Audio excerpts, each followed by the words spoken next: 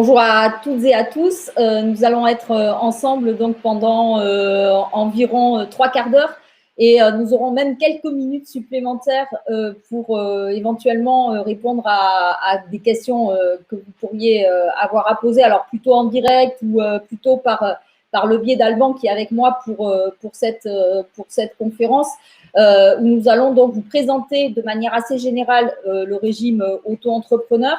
Et Alban répondra bien évidemment à toutes vos questions. Alors, n'hésitez pas à poser les questions au fur et à mesure, comme ça lui permettra aussi de pouvoir vous répondre au maximum des questions. Et puis, nous allons aussi commencer cette présentation par quelques petits conseils, puisque vous pourrez retrouver aussi bien le replay que toute notre documentation, que les liens vers nos réseaux sociaux à partir de notre stand virtuel. Et juste après, il y aura Monique Santeil de l'Union des auto-entrepreneurs qui animera elle aussi une webconférence sur toutes les étapes à prendre en compte pour créer son entreprise ou son auto-entreprise en l'occurrence, et surtout pour le faire dans le bon ordre, de façon chronologique et de ne pas tout mélanger, de bien avoir une idée de tout ce qu'il faut faire et de pas se précipiter et d'être vraiment accompagné tout au long de la création de l'entreprise. Alors, ce qu'il faut que vous sachiez au niveau de l'URSSAF, si vous devez retenir une mission, je dirais que nous sommes là principalement, et c'est vraiment une de nos missions la plus importante, c'est que nous allons recouvrer, encaisser toutes les cotisations et les protections et les cotisations et les contributions sociales que vous allez payer à travers le chiffre d'affaires que vous allez faire. Et ces cotisations, ces contributions que vous allez payer, en fait, eh bien, elles serviront à ce que vous puissiez bénéficier de prestations. Puisqu'en devenant, en fait, chef d'entreprise, vous allez vous constituer votre propre protection sociale. Si vous étiez salarié, avant, c'était votre employeur qui payait l'ensemble des cotisations et des contributions. Eh bien, aujourd'hui, c'est vous qui paierez la totalité de ces cotisations et de ces contributions, justement pour vous constituer cette protection sociale. Et c'est pour cela, parce que l'URSSAF, c'est les reverser ensuite en moins de 5 heures à tous les partenaires, puisqu'aujourd'hui, on recouvre déjà pour un peu plus de 900 partenaires et que ça ne va pas arrêter de progresser, puisqu'on a d'autres projets dans les 2-3 années qui arrivent pour compléter encore cette mission.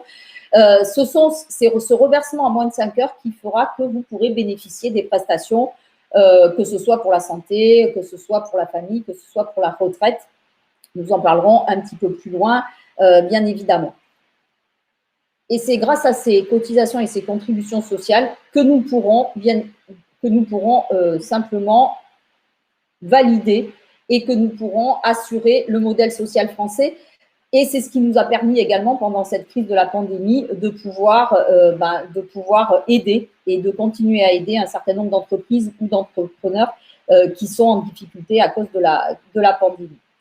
Alors, ce qu'il faut savoir, c'est que depuis 2020, il y a eu une grande réforme avec notamment une bascule vers les organismes du régime général. Qu'est-ce que ça veut dire? Ça veut dire que si vous êtes artisan, commerçant ou profession libérale non réglementée, en fait, vos interlocuteurs seront ceux que vous avez peut-être connus quand vous étiez salarié, c'est-à-dire, même si ce n'était pas vous en direct, l'URSSAF pour le recouvrement des cotisations, ça ne change pas, en sachant que votre site internet de référence, ce sera bien autoentrepreneur.ursaf.fr. Pensez bien à regarder s'il y a bien URSSAF au milieu de l'URL du site. Pourquoi? Parce que c'est vraiment le seul site officiel et vous verrez que c'est à partir de ce site que vous pourrez aussi bien vous inscrire que déclarer, payer, que d'avoir toutes les informations utiles pour pouvoir gérer votre entreprise. Ensuite, au niveau de la santé, eh bien, vous allez rester à l'assurance maladie, à la caisse primaire ou à la CRAMIF si vous êtes en région parisienne, et de celle à laquelle vous êtes déjà rattaché aujourd'hui. Et si vous n'avez pas encore de compte sur le site internet amélie.fr, je vous conseille d'en créer un. En fait, après, ce sera très simple pour vous. Il y aura simplement une mise à jour de votre carte vitale. Et puis, la réforme était vraiment toute nouvelle pour l'assurance retraite, puisque c'est uniquement en 2020, côté assurance maladie, c'était là déjà depuis 1 ou 2 ans pour certains d'entre vous.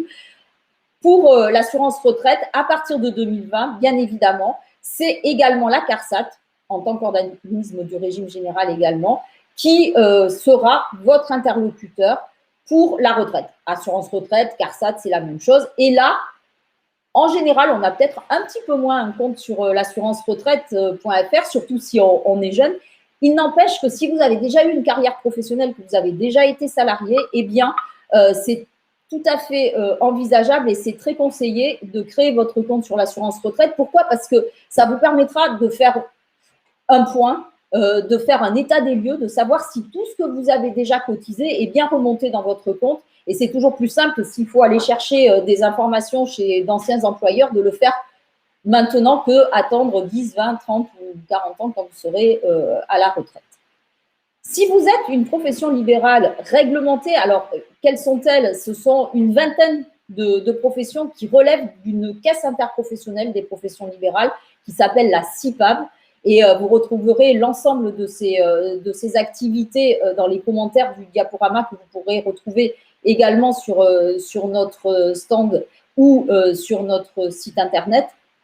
Ce sont des professions comme les psychothérapeutes, mais également les architectes ou architectes d'intérieur, ou encore les diététiciens, mais aussi des guides conférenciers ou encore des moniteurs de ski, même si pour cette année, ça a été un petit peu réduit, encore une fois, à cause de la crise. Et en fait, si vous faites partie de ces professions, les deux premiers organismes seront toujours les mêmes, URSSAF, assurance maladie. Vous paierez toujours toutes vos cotisations à l'URSSAF, mais pour la partie retraite, c'est à la CIPAB que seront reversées vos cotisations pour constituer aussi bien votre retraite de base que votre retraite complémentaire. Alors, une fois qu'on a vu ce principe des interlocuteurs, rentrons dans le vif du sujet avec l'auto-entreprise. Ce qu'il faut que vous sachiez déjà, c'est que l'auto-entreprise, juridiquement, c'est une entreprise individuelle. Ça veut dire quoi? Ça veut dire que ça va se préparer exactement comme n'importe quelle entreprise. Alors, je suppose que vous en avez déjà entendu parler depuis ce matin. Ça veut dire qu'on la prépare avec une étude de marché, avec un prévisionnel, avec un business plan. On va essayer de savoir comment on va se démarquer de ces concurrents. On va aussi voir comment on va pouvoir mettre en place le prix de vente de ce que l'on va vendre ou du conseil que l'on va dispenser ou de la formation. Parce qu'à un moment donné, bien évidemment, il va falloir que cette activité vous rapporte de l'argent, qu'elle apporte bien sûr un service à vos clients, mais que pour vous, vous puissiez aussi en vivre. Eh bien, tout ça, ça se prépare avant et ça se prépare très sérieusement et surtout pas tout seul. Et c'est l'importance d'être bien accompagné par l'ensemble des structures qui peuvent vous accompagner avant la création de votre entreprise. Il faut vraiment, vraiment bien réfléchir à tout ça. Et Monique Santeil, sur la conférence suivante, pourra vous en parler en faisant sa présentation pour le compte de l'Union des auto-entrepreneurs. Cette entreprise individuelle, elle a des particularités puisqu'en fait, on est obligé d'être au régime fiscal de la micro-entreprise. Et ce régime fiscal a lui-même des grands principes, 4 notamment. On va raisonner en chiffre d'affaires, c'est-à-dire que vous ne pourrez pas dépasser 176 200 € si vous êtes dans de la vente ou dans de la fabrication et vente de marchandises et 72 600 pour l'ensemble des autres activités, que ce soit en prestation de services, en BIC, les bénéfices industriels et commerciaux, ou en BNC, les fameux bénéfices non commerciaux. Et si vous êtes une activité libérale, ce sera la même chose, ça sera toujours 72 600 €. Ces deux montants sont pour une année civile complète. Si vous avez des activités mixtes, c'est-à-dire que vous avez une partie où c'est de la vente et une partie où c'est de la prestation de services, c'est tout à fait possible. En revanche, ce ne sera pas 176 200 plus 72 600, mais ça sera bien un maximum de 176 200, dont 72 600 au titre de cette activité de service ou d'activité libérale. Et puis, ça sera proratisé en fonction du moment où vous allez créer votre activité dans l'année, en faisant une proratisation en fonction du nombre de jours qui restent jusqu'à la fin de l'année. Vous voyez, on vous a fait un exemple qui est sur le petit rectangle sur fond bleu. Autre grand principe, on est en franchise de TVA. Alors, ça veut dire quoi? Ça veut dire que vous n'allez pas facturer la TVA à vos clients, mais vous n'allez pas non plus la récupérer sur les achats que vous allez faire. Et cela également jusqu'à certains seuils. Ces seuils, ils sont au maximum de 94 300 € si vous êtes dans la vente et de 36 500 € si vous êtes dans de la prestation de service, en sachant que vous avez un petit entre-deux pendant 2 ans, où vous pouvez être entre 85 800 et 94 300 pendant ces 2 années avant d'être obligé de facturer de la TVA à vos clients, ou entre 34 400 et 36 500. Mais ce qu'il faut savoir, c'est que à partir du moment où vous dépassez ce montant, vous devrez faire des factures avec de la TVA à partir du premier jour du mois au cours duquel vous le dépassez. Ça veut dire que si vous avez des factures en fin de mois qui vous font basculer au-delà de ce montant-là, essayez de décaler un peu cette facturation parce qu'autrement, vous allez être obligé de refaire toutes les factures depuis le début du mois. Et ça, pour récupérer la TVA auprès de vos clients particuliers, ça va être assez compliqué. Alors, on le sait, les seuils qui sont différents entre le maximum du chiffre d'affaires et cette franchise de TVA, c'est toujours un peu compliqué pour le vendre à vos clients. Il n'y a pas de miracle, hein. Il y a simplement un conseil qu'on peut éventuellement vous donner, c'est que si vous pensez que dès le départ, vous allez avoir des chiffres d'affaires qui seront au-delà de ce montant-là, ou maintenant qu'on est presque en milieu d'année ou dès l'année prochaine. Et que vous avez des clients particuliers, parce que les clients, les entreprises, vous ne leur facturez pas, ça va très bien, vous leur facturez, ils la récupèrent. Donc pour eux, c'est neutre. Mais pour un client particulier, vous vous mettez à la place de votre client et puis vous avez une facture à 100 et puis le mois suivant, parce que vous avez dépassé des seuils, ça va être 120. Alors, bien sûr, il y en a qui vont rester avec vous, il y en a qui malheureusement ne pourront pas pour des raisons financières, il y en a qui ne voudront pas parce qu'ils essaieront d'aller voir ailleurs si c'est moins cher. Donc, si vous pensez que et si vous avez de la clientèle particulière que vous allez fidéliser, bien évidemment, mais qui va être une clientèle que vous verrez souvent, tous les mois, tous les 2 mois, essayez peut-être, si vous pensez dépasser ces seuils assez rapidement, d'intégrer déjà une grosse partie, voire la totalité de cette TVA dès le départ dans justement la réflexion sur les prix de vente que vous allez facturer. Et puis, les 2 derniers principes, c'est vous ne déduisez aucune charge, pas les déplacements, pas les frais de téléphone, pas les achats que vous allez faire et vous n'amortissez pas non plus de matériel. Ensuite, une fois qu'on a préparé toute cette création d'activité, une fois qu'on est prêt, il va falloir se lancer. Et pour que votre activité ait une réalité juridique, il va falloir immatriculer cette activité auprès du centre de formalité des entreprises qui sera différent en fonction de votre activité, puisque, on le sait, ce centre de formalité qui permettra non seulement d'immatriculer votre entreprise, mais qui permettra aussi de prévenir tous les organismes qui doivent connaître la création de votre activité, vont être soit la chambre de commerce si vous êtes commerçant, la chambre de métier si vous êtes artisan, ou l'URSSAF si vous êtes en activité libérale. Vous pourrez le faire à partir du site auto-entrepreneur.ursaf.fr qui vous permettra d'avoir un précompte de créer sur ce site-là et qui sera complété une fois qu'on vous aura, nous, au niveau de l'URSSAF, intégré dans notre système d'information. Mais si vous faites partie d'un des 2 autres centres de formalité des entreprises, vous serez réorienté automatiquement à partir du site auto-entrepreneur.ursaf.fr pour pouvoir continuer votre immatriculation. Si vous n'êtes pas à l'aise avec les déclarations en ligne, vous avez tout à fait la possibilité d'aller auprès des chambres consulaires pour vous faire aider à créer, ou maintenant que l'on commence à pouvoir réouvrir et réaccueillir du public, auprès de l'URSSAF également pour pouvoir faire cette formalité. Si vous êtes commerçant, il faudra en formalité faire également une inscription au registre du commerce et des sociétés. Et si vous êtes artisan, il faudra faire cette même inscription, mais cette fois au répertoire du métier. Alors, toute la partie immatriculation est totalement gratuite.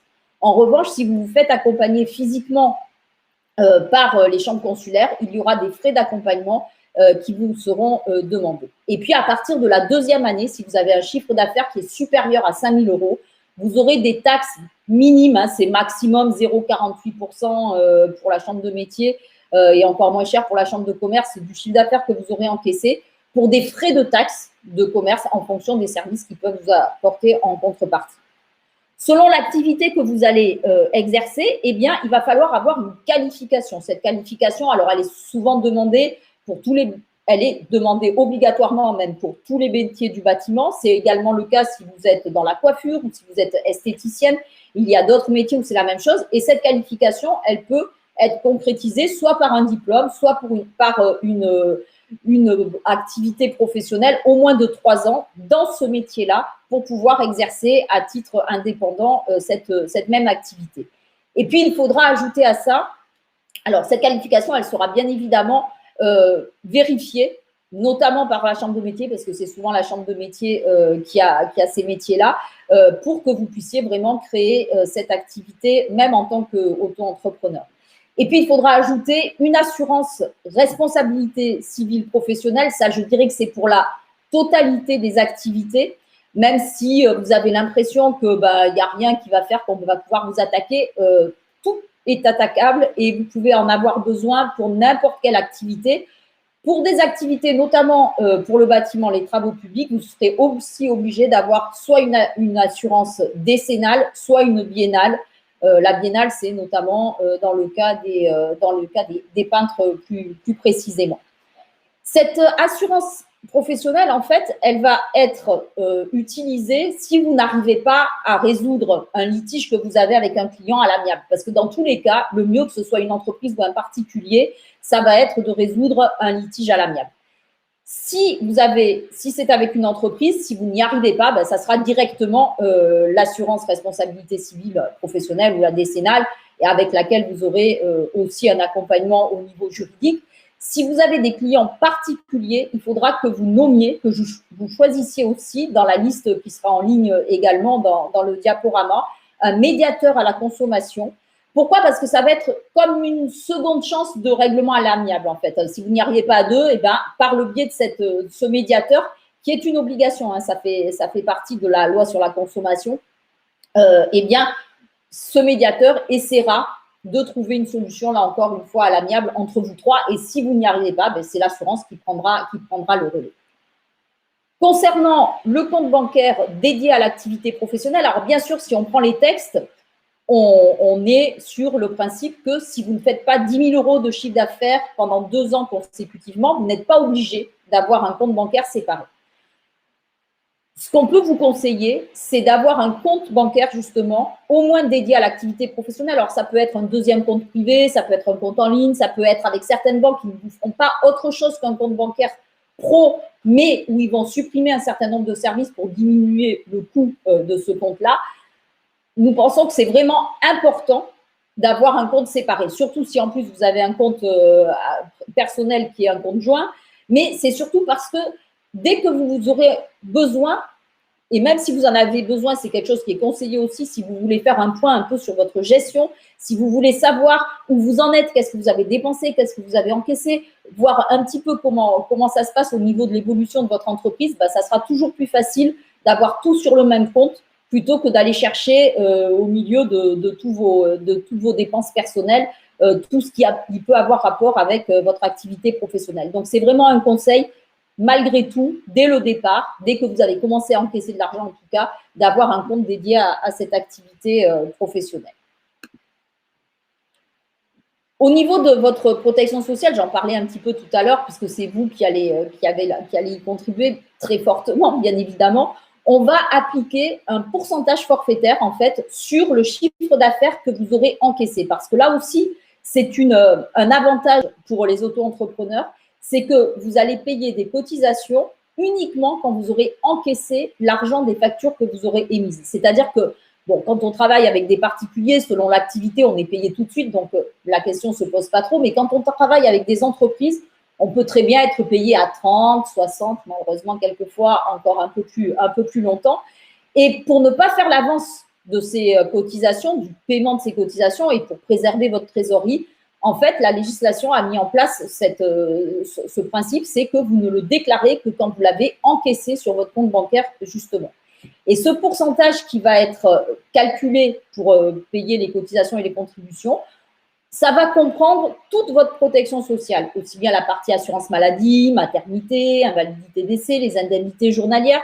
Alors, vous verrez sur ce diaporama qu'on note encore, parce que ce n'est pas tout à fait encore inclus, puisque ça va se faire qu'à partir du 1er juillet, historiquement, il n'y avait pas d'indemnité journalière pour les professions libérales réglementées, et donc en l'occurrence celles qui relèvent de la CIPAV. Et puis, je dirais que pour une fois, un petit peu grâce à la Covid, il y a eu des réflexions un peu plus plus poussé sur cette partie-là. Et à partir du 1er juillet, il va y avoir justement une cotisation également pour les indemnités journalières pour les professions libérales qui, du coup, pourront en bénéficier. Il y aura aussi tout ce qui sera allocation familiale, la retraite de base, la retraite complémentaire obligatoire, et puis la CSG-CRDS qui, même si ce n'est pas directement de la protection sociale, en tout cas, c'est l'URSSAF qui la recouvre, et comme tout le monde paie de la CSG-CRDS, c'est dans le package de ce forfait social. À cela, on va rajouter 0,10, 0,20 ou 0,30% au titre de la contribution à la formation professionnelle en fonction de votre secteur d'activité pour justement que vous puissiez bénéficier d'aide financière si vous souhaitez participer à des formations. Quelquefois, on voudrait bien suivre des formations, mais le prix global est trop important et on ne peut pas assumer financièrement la totalité. Eh bien, grâce à cette contribution que vous allez payer, vous pourrez avoir une aide financière sur le montant total de cette formation. Et puis, pour savoir à quoi servent ces cotisations de façon un peu plus détaillée, vous pourrez aller voir notre site qui s'appelle à quoi servent les cotisations.ursaf.fr. Vous aurez le lien également sur le diaporama pour voir un peu comment sont répartis entre les différents risques. Alors, les risques, ça va être la maladie, ça va être la famille, ça va être la retraite. Par rapport à un montant que vous allez payer, comment c'est ventilé entre les différents organismes prestataires. Dans le cadre de la simplification, on va dire, quand le régime a été créé, il y a eu cette possibilité de payer les impôts sur le revenu, puisqu'on est à l'impôt sur le revenu, en même temps que les cotisations sociales. Alors, ça peut paraître plus simple comme ça. Ça n'empêche pas de faire une déclaration annuelle comme ce que vous avez fait récemment pour vos impôts classiques sur les autres revenus que vous pouvez avoir. Toutefois, ce n'est pas forcément intéressant. Pourquoi? D'abord, il y a une condition. Si vous avez un revenu fiscal de référence par part de quotient familial qui est au-delà de 27 794 € en 2019, déjà, vous ne pouvez pas prendre cette option. Donc là, vous ne vous posez pas la question. Si vous êtes en dessous, il va falloir, et là j'insiste bien, il va falloir aller faire des simulations sur le lien que vous avez pour savoir qu'est-ce qui serait le plus intéressant pour vous. Est-ce que ce serait de payer des taux assez réduits qui sont de 1% si vous êtes dans la vente, 1,7% si vous êtes en bénéfices industriels et commerciaux et 2,2% si vous êtes en bénéfices non commerciaux sur la totalité de votre chiffre d'affaires? Ça, c'est l'option pour le versement libératoire. Ou est-ce qu'il serait plus intéressant pour vous de déclarer vos impôts aux impôts le montant global du chiffre d'affaires que vous avez encaissé, mais sur ce chiffre d'affaires, avant de calculer l'impôt, l'administration fiscale fera un abattement, c'est le fameux abattement dans le cadre du régime fiscal de la micro-entreprise pour frais professionnels qui sera de 71% si vous êtes dans la vente, de 50% dans les bénéfices industriels et commerciaux et de 34% dans les bénéfices non commerciaux. Et avec ce chiffre d'affaires abattu, viendra le réintégrer aux autres revenus de votre foyer fiscal pour délimiter la tranche d'imposition et le montant de l'impôt. Ça veut dire quoi? Ça veut dire que vous allez faire des simulations en prévoyant bien sûr le chiffre d'affaires que vous pourriez faire, en intégrant vos autres revenus de votre foyer fiscal et en cliquant une fois sur le versement libératoire. Avec le calcul, vous allez voir combien vous allez payer et vous refaites la même simulation sans cliquer sur ce versement libératoire, mais en déclarant les impôts simplement au niveau des BIC ou des BNC, ou mixtes si vous avez des activités mixtes. Et ce qui vous fait payer le moins d'impôts, eh bien, c'est ce que vous allez choisir. En sachant que ce n'est pas définitif, vous pouvez tout à fait évoluer. Il faudra simplement faire des demandes avant les mois de septembre de l'année pour une application pour l'année suivante. Mais ce qu'il faut savoir, c'est que si vous ne faites pas ces simulations, que vous apercevez que ce n'était pas ce qui était intéressant pour vous, les impôts ne pourront pas vous rembourser. Donc, il peut y avoir de très gros écarts là-dessus. Et c'est pour ça que ces simulations sont vraiment importantes. La seule chose qu'on peut vous dire, c'est si vous ne payez pas d'impôts aujourd'hui, si vous pensez faire plutôt un petit chiffre d'affaires pour commencer, ça ne va pas être intéressant. Plus votre chiffre d'affaires va être important et plus cela risque d'être intéressant pour vous. Mais encore une fois, ces simulations sont vraiment importantes. À partir de la deuxième année, vous aurez une cotisation foncière des entreprises. Alors, un peu comme la taxe d'habitation, on va dire, c'est pour ça que vous la payez qu'à la fin de la deuxième année parce qu'on crée rarement une entreprise le 1er janvier. Et du coup, là aussi, si vous avez moins de 5 000 € de chiffre d'affaires, vous n'en paierez pas, vous ne serez pas soumis. Vous avez des activités également qui sont exclues de cette cotisation foncière des entreprises. Donc ça, il faudra vous rapprocher de votre service des impôts des entreprises pour le savoir. Mais pour le reste, on ne peut pas vous donner de montant parce qu'il y a deux inconnus. Ça sera en fonction de l'endroit où vous habitez, parce que chaque commune ou métropole ou intercommunalité décide d'un montant forfaitaire de cette cotisation foncière des entreprises et qu'après, c'est en fonction de votre chiffre d'affaires. Et c'est pour ça que tout ça, il faut bien l'anticiper dès le départ, parce que ce n'est pas parce que vous allez le payer que la deuxième année qu'il ne faut pas l'intégrer dans vos prix de vente, tout au moins une partie au plus juste dans vos prix de vente, pour pas que ce soit vous qui payez cela pour rien. Ça vous fera toujours de l'avance de trésorerie et ça sera toujours plus intéressant pour vous de l'avoir de votre côté. Ensuite, pour pouvoir bénéficier de l'ACRE, qui est l'aide à la création, à la reprise d'entreprise, alors ça, en fait, c'est un avantage, encore une fois, pour les créateurs d'entreprises. Quand vous êtes auto-entrepreneur, il va falloir que vous complétiez sur le site toujours auto-entrepreneur.ursaf.fr un formulaire pour pouvoir bénéficier de cette aide. Et pour en bénéficier, il faut être parmi les bénéficiaires. Alors, en gros, ça va être les demandeurs d'emploi indemnisés ou en cours d'indemnisation, ou ceux qui ne sont pas indemnisés mais qui sont inscrits depuis au moins 6 mois dans les 18 derniers mois, ou encore les bénéficiaires du RSA ou de la SS, ou les jeunes de moins de 26 ans, ou les jeunes de moins de 30 ans et reconnus handicapés, ou encore les personnes qui habitent dans les quartiers prioritaires de la ville. Et puis, vous trouverez d'autres bénéficiaires également.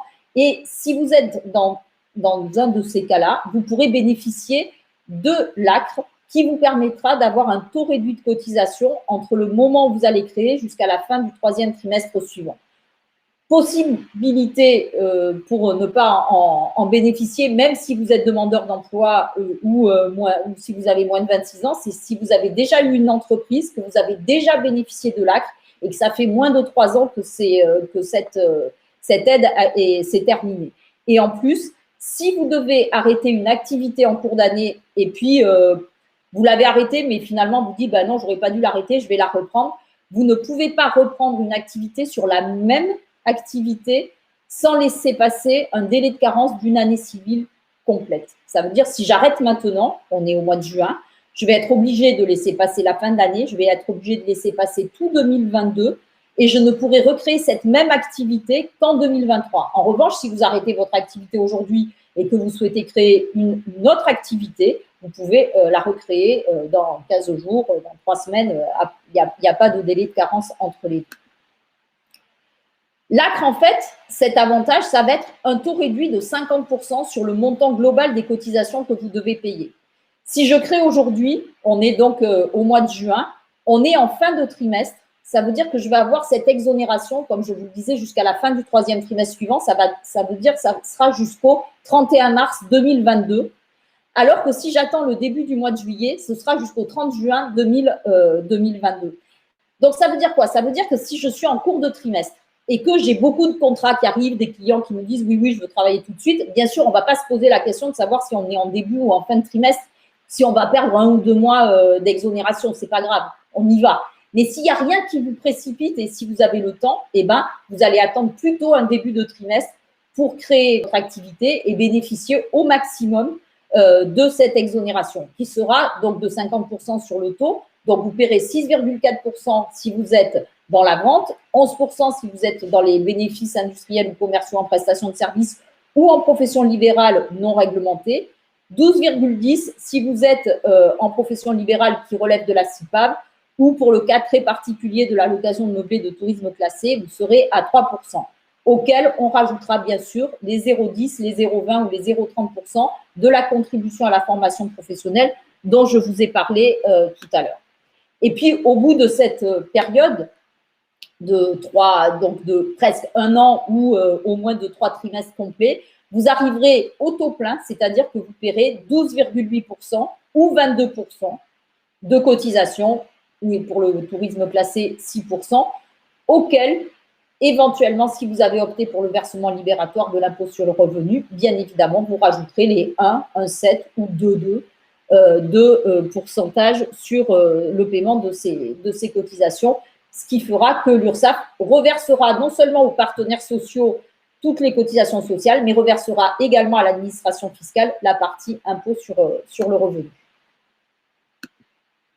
Alors, une fois que vous allez commencer à travailler, bien évidemment, à un moment donné, il va falloir quand même faire des déclarations et des paiements. Et là, je dirais que c'est la deuxième partie très importante dans votre déclaration d'activité, à être très prudent et vraiment prendre 2 minutes pour bien cocher la bonne case.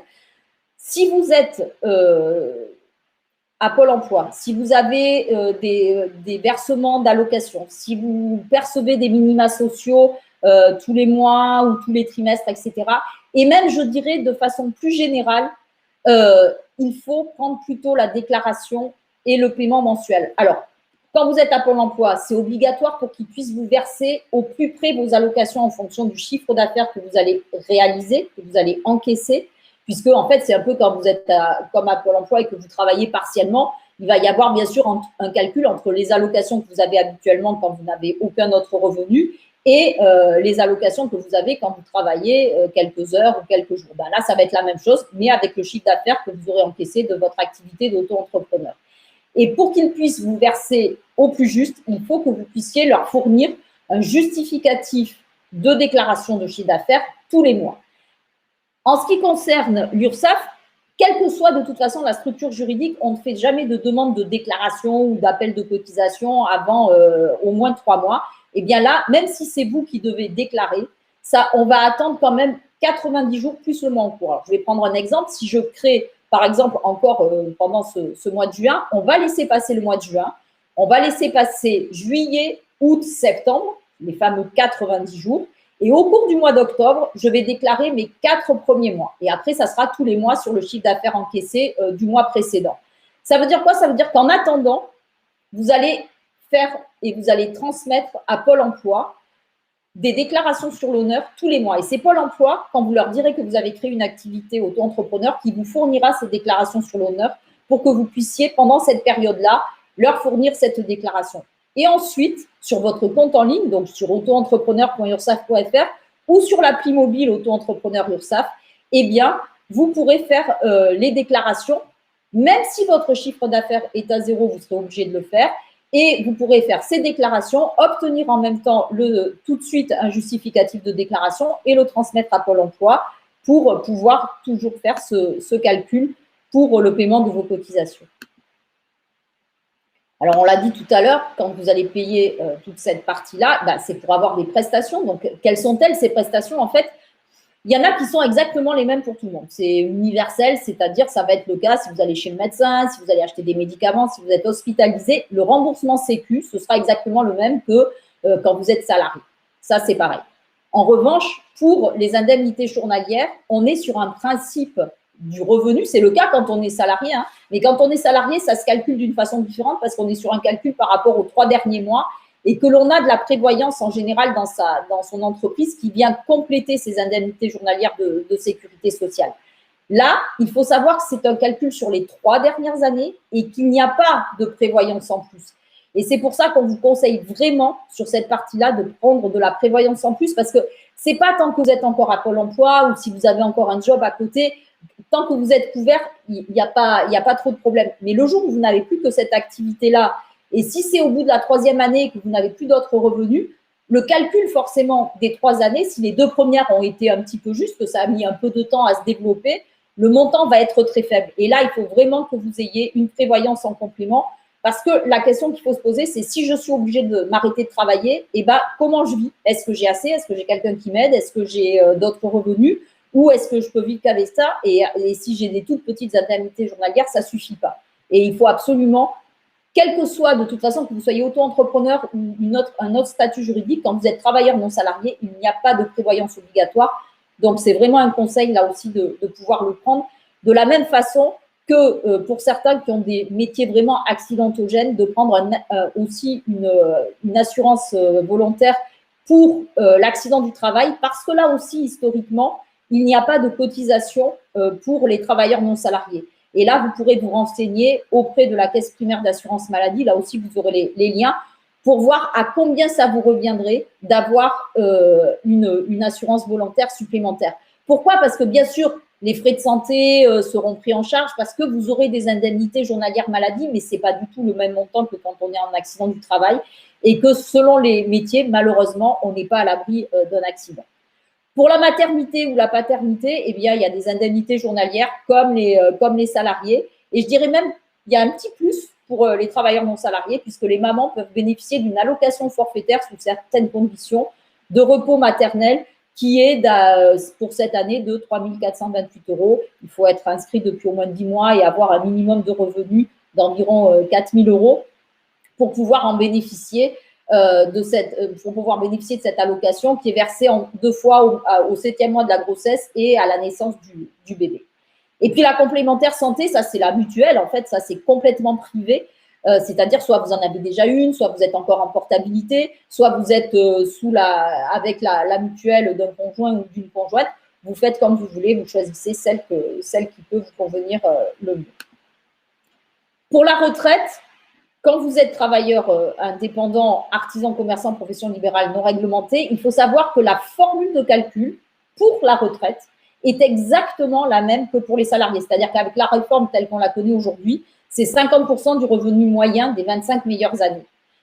Donc, à vous de voir en fonction de ce que vous déclarerez, en fonction aussi des simulations que vous pouvez faire sur l'assurance retraite, ce que ça pourrait donner pour ceux qui éventuellement seraient près de la retraite ou seraient déjà retraités et souhaiteraient avoir une activité complémentaire, puisque là, vous ne pourrez pas avoir de droits complémentaires, mais il faudra quand même payer la partie retraite de base et retraite complémentaire.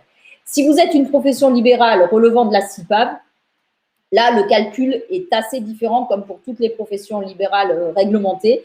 Et là, je vous conseille de vous rapprocher de la CIPAV pour savoir exactement comment sont calculées les retraites de base et les retraites complémentaires qui, elles, là aussi, même si c'est sur un principe de points, ne sont pas calculées de la même façon que pour les travailleurs indépendants, où c'est le même principe que pour les salariés. Et je dirais que pour des salariés non cadres, puisque quand on est travailleur non salarié, on est considéré plutôt comme non cadre. Invalidité décès, même si on ne va pas le détailler aujourd'hui, il faut savoir qu'il existe une pension aussi qui est universelle, qui est un calcul d'une moyenne sur les 10 meilleures années. Et puis, ensuite, si vous avez votre activité qui se développe bien et que vous avez envie de faire un petit complément au niveau de la retraite, vous pourrez prendre de la retraite facultative à travers, par exemple, un plan d'épargne retraite qui pourra vous être versé à la fin, soit sous forme de rente ou soit sous forme de capital. Pour les allocations familiales, alors pour la retraite, excusez-moi, c'est vrai que j'oubliais ça, mais c'est parce qu'on n'a pas trop de détails, même pas du tout pour les travailleurs indépendants en ce moment. Aussi bien pour valider vos trimestres de retraite, il faudra faire dans tous les cas un minimum de chiffre d'affaires. Alors, je suis désolée, on a les montants pour ceux qui relèvent de la CIPAB et vous pouvez les voir à l'écran. On va dire juste pour 4 trimestres, c'est 9 120 € de chiffre d'affaires pour valider 4 trimestres. Pour les autres, malheureusement, il y a une réforme en cours. On n'a pas les montants. Ne vous fiez pas non plus à ce qui existait en 2020 parce que ça risque d'être très, très différent. Donc, aujourd'hui, on attend un décret pour pouvoir vous donner les montants de chiffre d'affaires que vous devrez réaliser pour valider ces fameux 4 trimestres de retraite. Sachant que si vous êtes à Pôle emploi, si vous aviez un temps plein, vous les validez déjà par Pôle emploi et que ce que vous allez faire en plus avec l'activité auto-entrepreneur, ça viendra compléter au niveau du montant. Et si vous avez si vous aviez un temps partiel, plus exactement, qui ne vous permettait pas de valider 4 trimestres de retraite via votre activité salariée, vous pourrez avoir 4 trimestres de manière différente, c'est-à-dire 2 par exemple par l'activité salariée ou par ce que vous allez toucher de Pôle emploi et 2 qui pourraient être complétés par l'activité auto-entrepreneur. Ça, c'est plutôt intéressant de savoir qu'on peut vraiment avoir des trimestres de retraite, en tout cas tant qu'on a cette réforme aujourd'hui, quelle que soit l'activité que l'on a, on peut cumuler plusieurs activités et valider des trimestres dans toutes ces activités. Pour les allocations familiales, là aussi, c'est quelque chose d'universel puisque, en fait, ça sera en fonction de votre situation familiale et de vos revenus. La formation professionnelle, j'en ai parlé tout à l'heure. La seule chose qu'il faut savoir, c'est que ça n'a pas fusionné encore avec le compte personnel de formation, ce que vous pouvez avoir aujourd'hui. Ce sont des organismes spécifiques que vous aurez également en commentaire, alors qui seront le FIFPL si vous êtes en profession libérale, l'AGFIS pour les commerçants, le FAFCEA pour les artisans ou les chambres de commerce, les chambres de métiers qui peuvent dispenser aussi de la formation. Et ça vous permettra aujourd'hui de pouvoir participer à des formations plus techniques, puisque sur le CPF, il y a beaucoup de formations techniques qui ne sont pas prises en compte encore aujourd'hui. Et puis pour le chômage, simplement parce que quand on devient chef d'entreprise, quel que soit son statut, que l'on soit auto-entrepreneur, non salarié, assimilé salarié, on ne cotise plus à l'assurance chômage, on garde tous les droits qu'on avait, mais on ne s'ouvre plus de droits à l'assurance chômage. Il faut juste savoir, ça c'est juste pour votre information, qu'il y a aussi des assurances. Il y a des organismes privés qui ont créé ce qu'on peut appeler le chômage du chef d'entreprise. La sortie du dispositif, eh bien, ça peut être un choix parce qu'on s'aperçoit que finalement, on a bien développé, que du coup, nos clients sont beaucoup plus loin, on a beaucoup plus de charges, de déplacements, etc. Et que ce régime fiscal où on ne déduit aucune charge, ben, c'est plus intéressant pour vous. Donc, on va passer à un autre régime, ça sera le régime réel, avec une comptabilité qui sera bien différente, mais qui vous permettra de déduire les charges notamment. Ça peut être aussi parce qu'on a dépassé les fameux chiffres d'affaires dont on parlait tout à l'heure. Donc là, c'est plutôt positif d'un côté. Ça peut être à l'envers, simplement le fait d'avoir fait 0 de chiffre d'affaires pendant 24 mois, où là, on va vous dire, qu'est-ce que vous faites? Est-ce que vous relancez cette activité? Est-ce que vous la laissez carrément tomber? Ça arrive dans certains cas, pas forcément parce que ça n'a pas marché, mais parce qu'on est passé à autre chose et qu'on a un peu oublié quelque part qu'on avait créé une entreprise. Donc, ça peut être ce cas-là.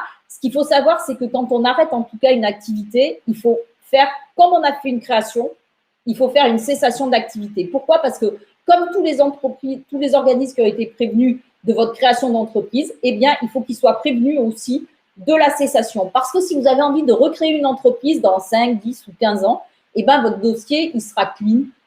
Il n'y aura pas quelque chose qui traînera dans les systèmes d'information de l'un ou l'autre et ça ne vous prendra pas de temps, ça ne vous fera pas remplir des tonnes de papiers ou de dossiers pour expliquer que vous aviez une entreprise, mais qu'elle n'était pas vraiment fermée, mais qu'elle était plus active, etc. Donc, on crée une entreprise et on la ferme proprement en passant toujours par le même centre de formalité des entreprises, qui soient en ligne ou que ce soit physiquement, même si on va arriver vers un guichet unique qui vous permettra de le faire complètement en ligne d'ici quelques temps.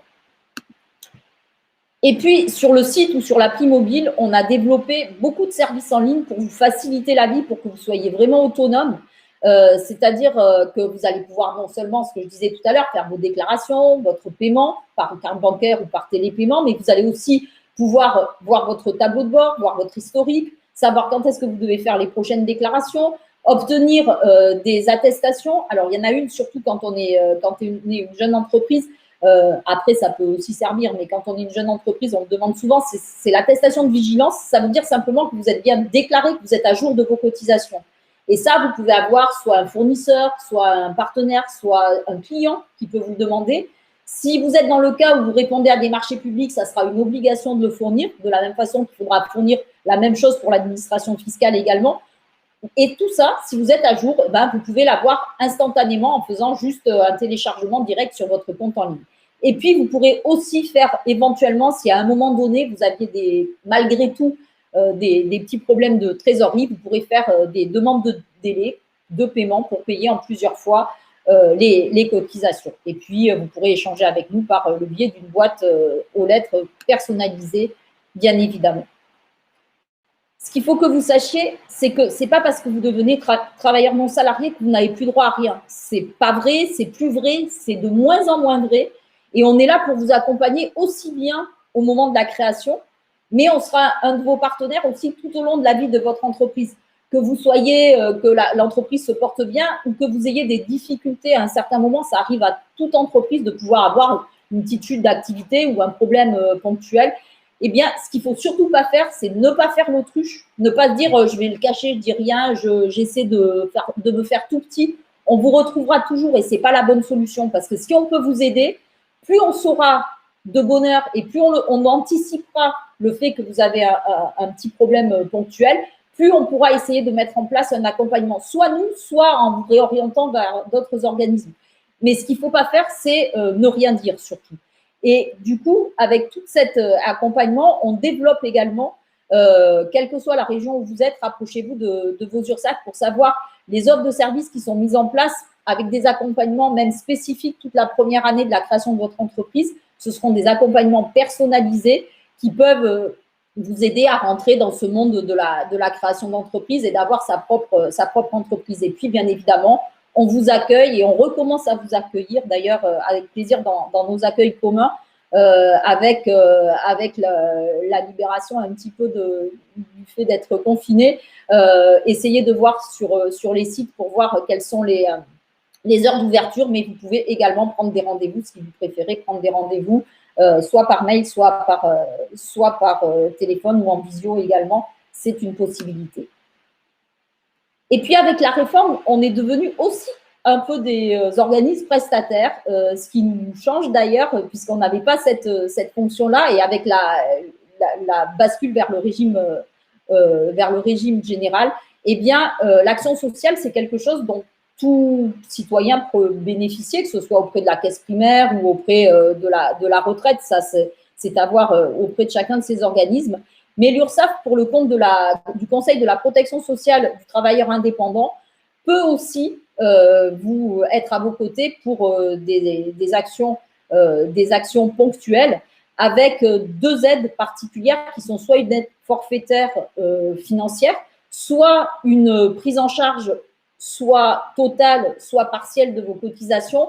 Si vous avez des problèmes particuliers, des problèmes de santé, des problèmes de travaux devant votre magasin, par exemple, ou encore des intempéries, ce qui est le cas malheureusement de plus en plus. Et du coup, là aussi, demandez si on peut vous apporter cette aide. Et pour ceux qui relèvent de la CIPAV, il y aura aussi des possibilités d'aide auprès de cette caisse de retraite particulière. Enfin, simplement, avant de passer à quelques questions, n'hésitez pas à nous suivre sur nos réseaux sociaux. Alors, il y a d'abord sur le site internet, bien évidemment, où vous aurez toutes les actualités, où vous aurez des fiches pratiques pour vous aider dans beaucoup de choses. On a une chaîne YouTube aussi où vous pourrez retrouver soit des enregistrements, soit des petits focus, et on va en remettre en ligne d'ailleurs sur l'auto-entrepreneur, notamment sur des points particuliers. On a un compte Twitter, que ce soit le compte Twitter de l'URSSAF Caisse Nationale ou de l'URSSAF dont vous dépendez, et je vous conseille dans ces cas-là, s'il y en a deux, de vous abonner aux deux. Et on a aussi un compte LinkedIn. Et tout cela, ça peut vous permettre d'avoir de l'information et d'être vraiment au fait des évolutions qu'il peut y avoir. La principale, ça sera vraiment quand on aura ces montants de chiffre d'affaires pour que vous puissiez valider des trimestres de retraite. Je pense que surtout, ça y sera dans les 10 minutes suivantes dès qu'on le saura pour pouvoir vous donner cette information. Donc, n'hésitez pas à le faire. Voilà. Alors, avant de nous quitter et avant de vous laisser aller voir la webconférence de Monique Santé, ce que je vous propose, c'est éventuellement, ou Alban, est-ce qu'il y a des questions que tu veux poser à l'oral, ou est-ce qu'il y a des personnes qui veulent nous poser quelques questions? Oui, j'ai gardé quelques questions auxquelles j'ai répondu ou partiellement ou pas encore sur le chat. Ouais. Alors, je lis. Bonjour, je suis une intermittente du spectacle technicienne. Je souhaite savoir si je peux ouvrir une micro-entreprise dont l'activité est exactement la même que celle de mon intermittence. Alors, pour la même chose, c'est plutôt non. Hein. En fait, vous pouvez ouvrir une activité auto-entrepreneur pour une autre activité, mais même pas sur la même activité. Puisque alors, on a une autre question. En fait, on est bien salarié. Une question pour une précision, parce que j'ai répondu, mais rapidement à l'écrit. Est-ce que tu peux repréciser sur le seuil d'exonération de la TVA dans le cadre d'activités mixtes avec de la vente de marchandises d'un côté et de la prestation de l'autre? Oui, alors là, ça sera la même chose en fait. Ça va être une proratisation quand vous allez commencer. Vous allez être, en fonction du montant du chiffre d'affaires que vous allez faire sur la partie vente, ça sera une proratisation calculée sur les 94 300. Et pour l'autre partie, ça sera une proratisation en fonction des 36 500 sur le montant global que vous pouvez encaisser en tant qu'activité de prestation de service ou activité libérale. Donc, en fait, c'est un peu le même principe. Quand vous commencez, la proratisation, c'est la même entre les deux, mais avec des seuils différents. Et ensuite, pour la partie TVA, c'est aussi la même chose. C'est toujours en fonction des chiffres d'affaires liés soit au montant de chiffre d'affaires global, soit au montant de la TVA. Alors, on a beaucoup de personnes qui nous demandent les coordonnées personnelles de Madame Nardon. Donc, j'ai dit que j'allais lui demander directement. Je te laisse répondre.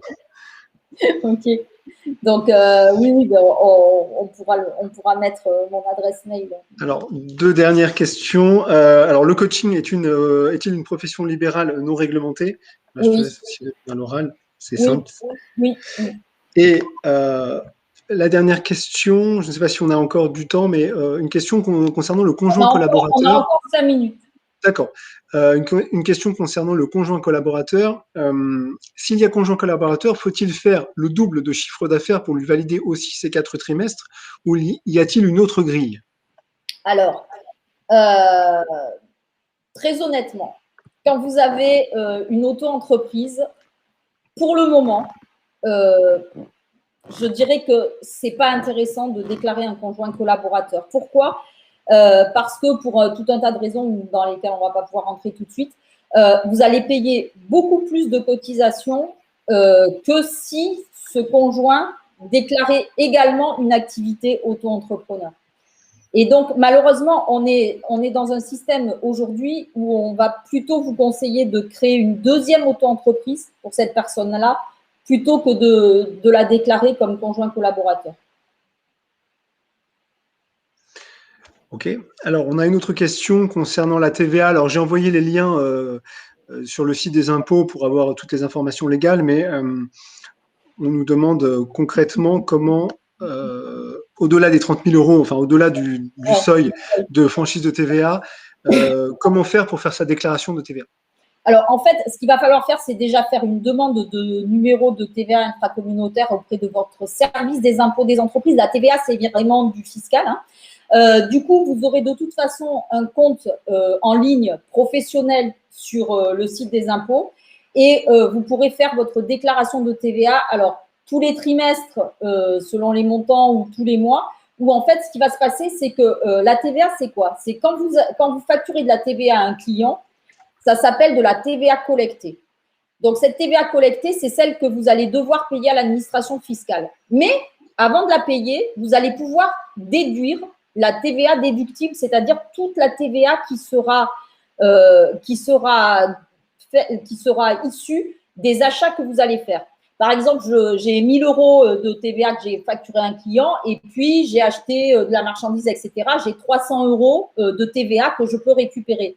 Je vais faire 1 000 moins 300 et en fait, je ne reverserai à l'administration fiscale que les 700 euros, c'est-à-dire le résultat de cette soustraction entre la TVA collectée et la TVA déductible. En fait, c'est un tiroir. D'un côté, dans le premier tiroir, on met tout ce que l'on facture à ses clients. Dans le deuxième tiroir, on met tout ce on peut récupérer des achats qu'on a fait. Et la soustraction entre les deux, c'est cela qu'on reverse à l'administration fiscale. Beaucoup de questions à la fin, donc ouais. là, ça déborde un petit peu. Alors, quels sont les avantages de l'auto-entreprise par rapport à la SASU? Waouh. Alors, c'est vaste. Ouais, on va pas pouvoir répondre comme ça, c'est pas du tout la même chose. Alors, la SASU, vous êtes assimilé salarié, vous êtes obligatoirement dans une forme sociétale, donc ça veut dire avec une création d'entreprise, avec un capital, avec des statuts, avec des paiements de cotisation sur un salaire qui sont assez importants, même si du coup, vous êtes considéré comme cadre dès le départ, même si votre salaire est pas très élevé dans un premier temps, mais donc avec des cotisations assez importantes qui correspondent à peu près à 80% du salaire net, avec une comptabilité complexe, avec du juridique à faire tous les mois, tous les ans, pardon, enfin à publier tous les ans en tout cas. Et du coup, alors que l'auto-entreprise, ça reste une entreprise individuelle, quelque chose de souple, quelque chose où vous n'avez aucun frais d'immatriculation, où si vous n'encaissez pas d'argent, vous ne payez pas de cotisation, et où le montant des cotisations est plus bas, même si le montant le pourcentage de cotisation est plus bas, mais il s'applique sur la totalité du chiffre d'affaires encaissé. Mais c'est vraiment deux choses complètement différentes. Alors, si vous voulez avoir quelques infos, quelques indices, on a des webinaires qui ont été enregistrés et des conférences sur notre site pour que vous puissiez aller voir un peu les deux. Vous pouvez faire des simulations de cotisation sur le site qu'on a développé avec les services numériques de l'État qui s'appelle monde-entreprise.fr où vous pourrez voir les différences et pédagogiquement aussi voir en fonction de ce que vous allez payer eh bien, en protection sociale, qu'est-ce que ça va vous apporter? Alors, je propose une dernière question, puisque ensuite il faut laisser la parole à Monique. Ouais. Alors, je souhaite vendre des formations en ligne en dehors de l'Union européenne. Dois-je avoir un numéro de TVA intracommunautaire? Merci d'avance. Oui, alors de toute façon, il faudra que vous en ayez une. Et ça, encore une fois, c'est auprès du service des impôts des entreprises qu'il va falloir vous renseigner pour savoir comment ça va s'appliquer, dans le sens où tout n'est pas, avec tous les pays, ce n'est pas la même chose. Il y a des accords qui sont différents. Ce qu'il faut que vous sachiez aussi, peut-être un petit conseil avant de finir, je suis désolée, c'est depuis quelques années, 4-5 ans maintenant, cette franchise de TVA, si pour vous, elle n'est pas intéressante dès le départ parce que vous avez beaucoup d'achats à faire, parce que vous avez peut-être que des clients en entreprise qui s'en fichent complètement que vous leur facturiez de la TVA, vous n'êtes pas obligé de garder cette franchise de TVA. Vous pouvez demander à être en TVA, c'est-à-dire à la facturer et à la récupérer depuis le départ. Et ce qu'il faut savoir aussi, c'est que si vous avez beaucoup de matériel à acheter, même si vous commencez comme auto-entrepreneur et que vous voulez basculer sur une société après, par exemple, gardez bien toutes les factures. Pourquoi? Parce que ça pourra toujours faire une partie d'apport pour votre capital social. Ça sera une partie de l'apport en nature. Donc, tout ça, c'est à voir. Et c'est pour ça qu'il faut que vous soyez accompagné parce que, comme je le disais au début, une fois qu'on a créé, c'est facile l'auto-entreprise. Avant de créer, il faut avoir toutes les informations pour savoir si c'est vraiment le régime qui est le plus adapté à votre projet d'entreprise. Après, ça peut être simplement un tremplin, ça peut être sur une année et puis on passe à autre chose, ou peut-être ça ne sera pas du tout intéressant pour vous en fonction de l'activité que vous allez créer. Mais c'est pour ça qu'il faut être accompagné pour que les accompagnateurs puissent vous dire, eh bien vous, par rapport à votre cas, à votre projet, à votre situation, à votre vie en dehors de cette activité que vous allez créer, eh ben, le plus intéressant pour vous, c'est ça et c'est peut-être pas l'auto-entreprise, même si ça peut l'être dans beaucoup de cas. Voilà, je suis désolée, mais je ne peux pas empiéter sur la webconférence de Monique qui va être très intéressante aussi. Alban, merci beaucoup pour les réponses à toutes les questions. Merci à vous d'avoir assisté à cette webconférence. On vous souhaite avec Alban beaucoup de réussite dans toutes vos créations en tout cas. N'hésitez pas à nous suivre encore une fois sur nos réseaux sociaux et puis sur d'autres salons où on est souvent ensemble. On anime très souvent tous les deux les webinaires ou les webconférences. Là, c'est un peu différent sur celle-là où il y en a un aux manettes et l'autre devant la caméra. Mais voilà, on fait ça tous les deux pour vous apporter le maximum d'informations. Merci beaucoup et à bientôt. Au revoir. Au revoir.